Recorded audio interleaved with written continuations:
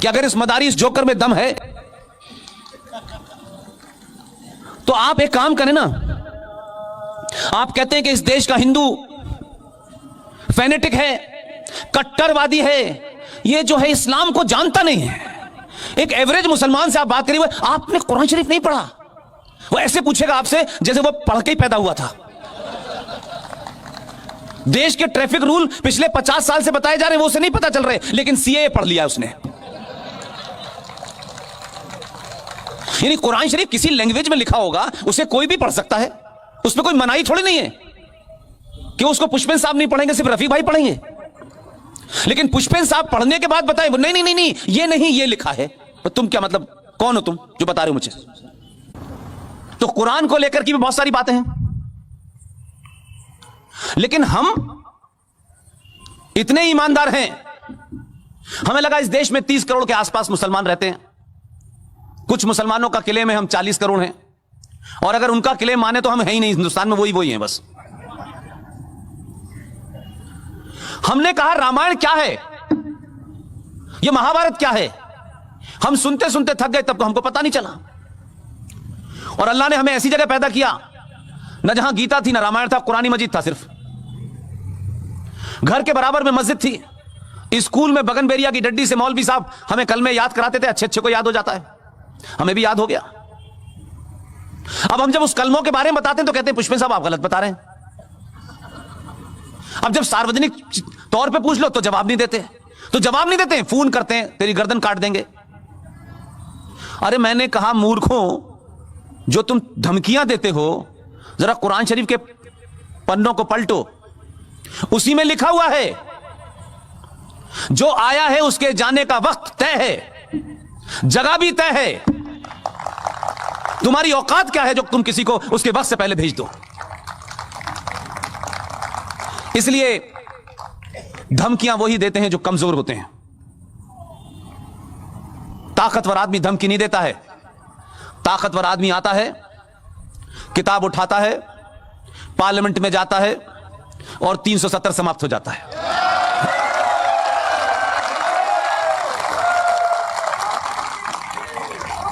इसलिए यह जरूरी नहीं है कि जो धमकियां दे रहा हो वो बहुत ताकतवर होता है। हमने बड़ी धमकियां देखी, जो लोग निजाम मुस्तफा बचाना चाहते थे कश्मीर में, अल्लाह की हुकूमत बसाना चाहते थे। हमारे आजादी के आसपास के बौने नेताओं ने किन कारण से 370 दी मुझे नहीं पता, किन कारणों से 14 मई 1954 को 35 दी, किन के सामने और किन ब्लैकमेलिंग की वजह से उन्होंने दी मुझे नहीं पता।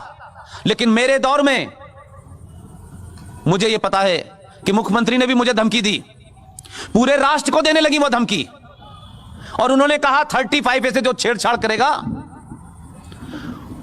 ये समझ ले कि जम्मू कश्मीर में फिर तिरंगे को उठाने वाला नहीं मिलेगा।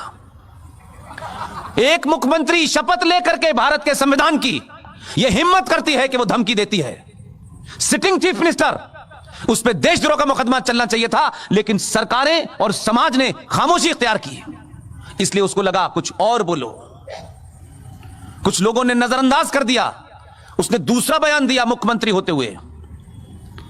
अगर इस पे फैसला आ गया, जबकि 35 की सुनवाई भारत की सुप्रीम कोर्ट में चल रही थी, यह विश्व हिंदू परिषद के ऑफिस में नहीं चल रही थी, सुप्रीम कोर्ट में सुनवाई चल रही थी। वो जजे को चैलेंज कर रही थी, इस देश की न्यायपालिका को चैलेंज कर रही थी।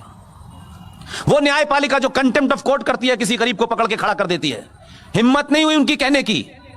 उसने कहा अगर आया तो हम हिंदुस्तान के 1947 जैसे हालात कर देंगे। बहुत लोगों को बुरा लगा। मैंने कहा आपको करने की जरूरत नहीं है, हमने जो आदमी भेजा है वो 1947 से हिसाब लेना शुरू करेगा।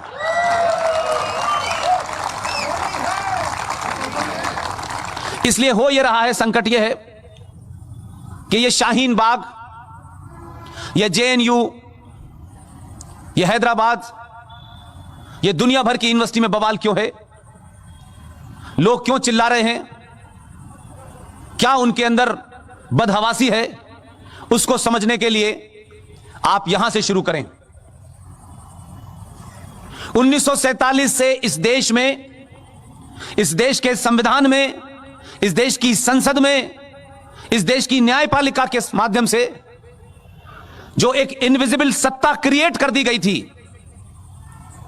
जम्मू एंड कश्मीर से, भारत आजाद हुआ, पाकिस्तान बना, 2 नेशन थ्योरी पे बना, लेकिन उसके बाद भारत की धरती पे आपने जम्मू कश्मीर का एग्जिस्टेंस भारत के संविधान के खिलाफ जाकर के जो धाराएं आपने दी, जो कंसेशन आपने दिए, आपने कहा कि वहां प्राइम मिनिस्टर की मांग होगी, प्राइम मिनिस्टर होगा।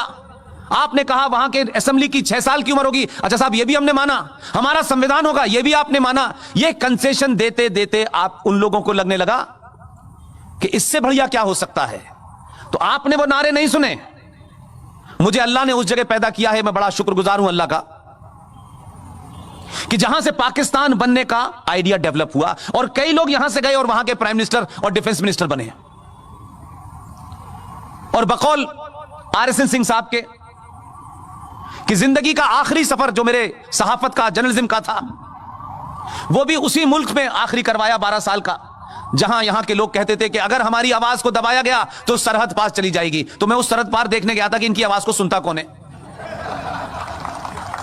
वो मेरी जिंदगी का, प्रोफेशन का आखिरी असाइनमेंट था। उसके बाद मुझे नहीं मालूम कि मेरी जिंदगी में RSN जैसे लोग, GD बख्शी जैसे लोग, सुशील पंडित जैसे लोग कैसे इतना मुझे मुतासिर कर देंगे, कैसे इतना इन्फ्लुएंस कर देंगे कि इन लोगों ने कहा कि कुछ ऐसे मुद्दे हैं देश में जिस पे लोग बोलने से डरते हैं, कतराते हैं, आप कुछ मुद्दों को उठाइए। मैं बहुत सीधा साधा सा आदमी था, ये RN सिंह साहब ने बिगाड़ा है मुझे। और मुझे खुशी है आज मैं पूरे फख्र से कह सकता हूं कि RN सिंह साहब इस देश के हर बच्चे को बिगाड़ दे तो अच्छा है।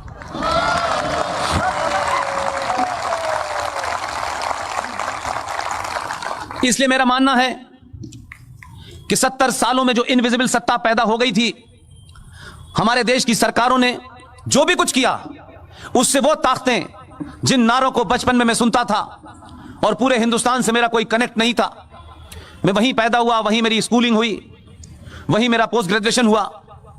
इस दौर में मुझे लगा कि हिंदुस्तान कुछ और है, ये कुछ और है। और उस वक्त एक नारा लगता था जो मेरे जहन में आज तक बैठा हुआ है, और मैं इस बात से खुश हूं कि उस नारा सुनने वाला भी मैं ही हूं और उसको समाप्त होते हुए मैं ही देख रहा हूं। उस वक्त कहा जाता था लड़के लिया है पाकिस्तान, हंस हंस है कि लेंगे हिंदुस्तान। आज मुझे लगता है कि वो नारा देने वाले लोग कितने तेज और शातिर थे। ये जो हंस हंस के लेने वाली बात है, उसी में कश्मीर है, उसी में केरला है, उसी में कैराना है, उसी में करीमगंज है, उसी में कर्नाटका है, और पूरे देश में 500 कश्मीर बन चुके हैं इस सेकुलरिज्म की आड़ में जो इस देश में हुआ। आपकी इग्नोरेंस ने और आपके सिर्फ अपने जाती इंटरेस्ट के कारण यह देश आज, आपको लगता होगा आपकी सेना है, आपकी पुलिस है, आपकी जुडिशरी है और आप मेजॉरिटी में हैं, लेकिन 70 साल में आप में सच बोलने की हिम्मत नहीं थी। आपको इतना सप्रेस कर दिया गया था, आपको अपने होने का बोध ही नहीं था, जिसका जिक्र सिंह साहब ने कहा। आज भी हमारे यहां लोग हैं, 4 महीने का बिल, बिजली का बिल, पानी का बिल अगर 100 रुपए आ गया है तो हम सत्ता दे देते हैं उसको। अपनी बेटी का हाथ देने से पहले 1000 बार पता करते हैं इसका गोत्र क्या है, यह कहां नौकरी करता है, इससे पहले शराब पीता था कि नहीं पीता था, इससे पहले इतना उसकी जांच परख करते हैं कि वो बेचारा, मैं समझता हूं कि बड़ी मुश्किल से मिल पाता है लड़का। फिर आपको एक लड़के की ढूंढने में, एक लड़की को ढूंढने में सालों लग जाते हैं आपको, तब जाके अपनी बेटी का और अपने बेटे का हाथ देते हैं। हम इतने बेवकूफ, इतने मूर्ख और इतने सेल्फिश लोग हैं कि जिस मुल्क में रहते हैं, जिसमें हम तरक्की करते हैं, जो मुल्क हमें सब कुछ देता है, हम उस मुल्क को देने में किसी को भी दे देते हैं कि इसने 200 रुपए का बिल कर दिया है। हम ऐसे मूर्ख लोग हैं कि प्याज अगर 10 रुपए महंगी हो गई तो उस पर सरकार गिरा देते हैं। इसलिए सब कुछ दुश्मन कर रहा है, सब कुछ गद्दार कर रहे हैं। गद्दार दुनिया के हर मुल्क में होते हैं, हर सोसाइटी में होते हैं, लेकिन जो सोसाइटी वाइब्रेंट होती है, अपने राष्ट्र के प्रति उसकी जिम्मेदारी होती है, वहां गद्दारों की आवाज कभी बाहर नहीं आती।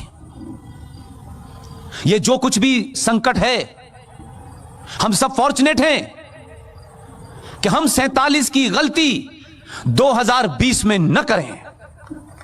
सब कुछ हमारे हाथ में है, आपके हाथ से कुछ भी दूर नहीं है।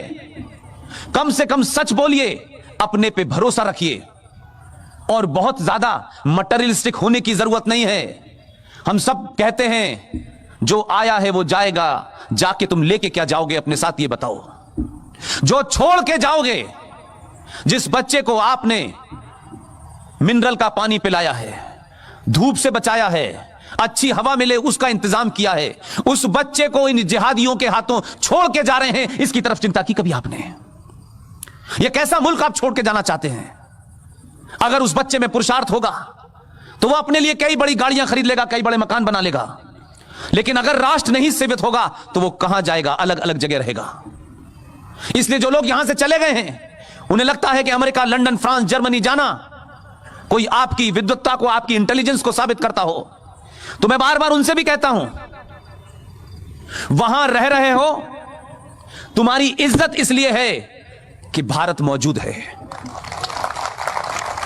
यह भारत कमजोर होगा तो कोई तुम्हारी इज्जत नहीं करेगा। पैसा बहुत लोग कमाते हैं, इज्जत बड़े कम लोगों को मिलती है। इसलिए